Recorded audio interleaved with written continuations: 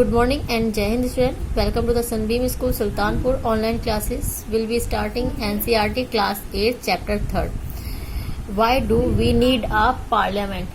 In this chapter we discuss about why should people decide it, people and their representative, and the role of the parliament and who are the people in parliament. In previous video we discussed about two topics. In this video we discuss about the role of the parliament.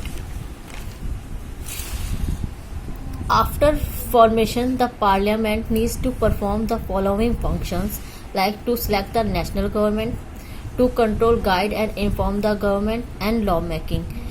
National government select करना, government को control करना, guide करना and inform करना and law में कानून बनाना.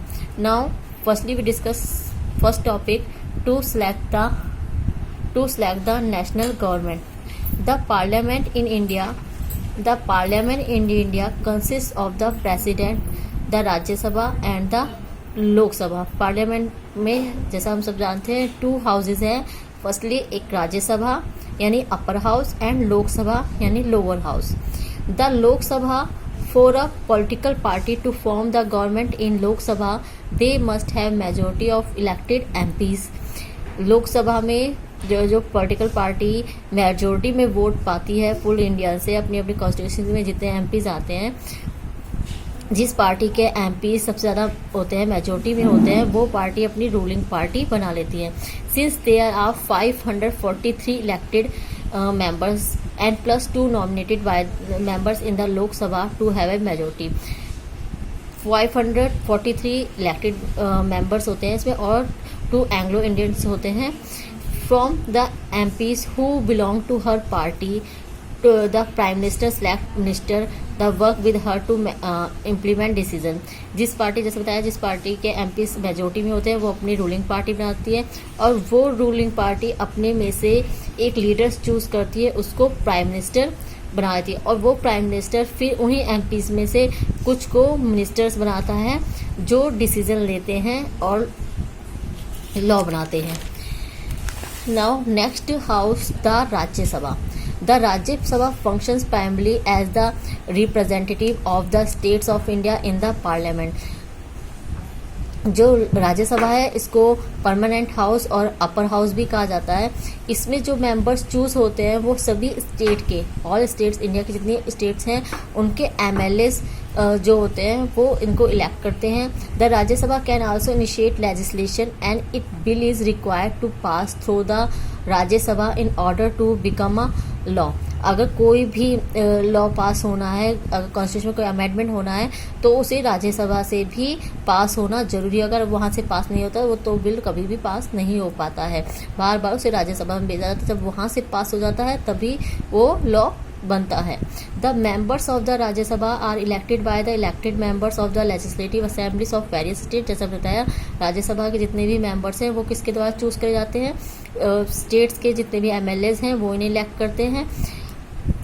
किस तरह हर जितनी भी स्टेट हैं सभी स्टेट को पॉपुलेशन के अकॉर्डिंग, जैसे यूपी की पॉपुलेशन सबसे ज़्यादा है तो यहाँ की सबसे 31% का कोटा होगा यहाँ के मेंबर्स का. बिहार में 16 का है, राजस्थान में 11. इस तरह कोटा डिवाइड है. ये 31 मेंबर्स कहाँ से आएंगे, यूपी से आएंगे. 16 मेंबर्स कहाँ से आएंगे, बिहार. 11 राजस्थान. इस तरह का कोटा डिवाइड किया जाता है और उन कोटे के लिए जो मेंबर्स इलेक्ट होते हैं वो एमएलएस इलेक्ट करते हैं लेजिस्लेटिव असेंबलीज के.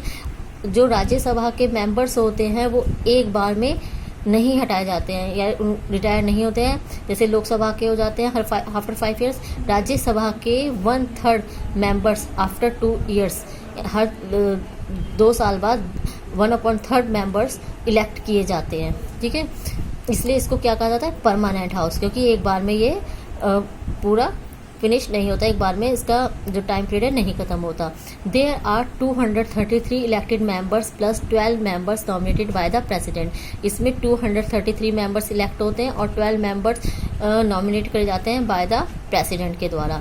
Now next, work to control and guide in and inform the government. The parliament while in a session begins with a question hour. जब पार्लियामेंट स्टार्ट होती है तो उसमें क्वेश्चन आवर, जैसे हम क्लास 7th में पढ़ा था स्टेट गवर्नमेंट में लेजिस्लेटिव असेंबली में क्या होता है, जो ऑपोजिशन और रूलिंग पार्टी होती है वो आपस में क्वेश्चन करती है। वैसे क्वेश्चन आवर स्टार्ट होता है सेशन स्टार्ट पे।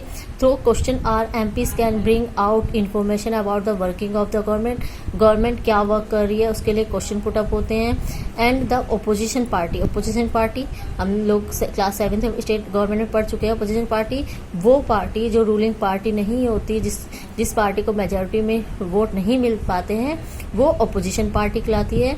Highlights drawbacks in various policies and programmes of the government and mobilise popular support for their own policies. जो अपोजिशन पार्टी होती है वो हाईलाइट करते हैं कि आपने जो पॉलिसीज बनाई थी, प्रोग्राम्स बनाए थे, उनको वर्क कर रही है गवर्नमेंट, और अपनी जो पॉलिसीज है उनको मनवाती है, सपोर्ट करती है और गाइड करती है गवर्नमेंट को। This help in healthy functioning of a democracy. Democracy को अच्छी तरह चलाने के लिए सबसे बेस्ट है अपोजिशन पार्टी। इसी तरह एक हेल्दी डेमोक्रेसी बन पाएगी। The parliament approval is a crucial for the government in all matters dealing with finance. जो पार्लियामेंट में हर तरह के, चाहे वो फाइनेंस से रिलेटेड जितने भी मैटर्स हैं वो पास होते हैं अप्रूवल के बाद, जब सभी मेंबर्स जब उसमें मेजोरिटी वोट है सभी मेंबर्स को पास करते हैं। And MPs are representative of the people, have a central role in controlling, guiding and informing parliament. अब जितने भी एमपीज हैं, चाहे वो अपोजिशन से हैं चाहे वो रूलिंग पार्टी से हैं, सभी कहीं ना रिप्रेजेंटेटिव होते हैं लोगों के।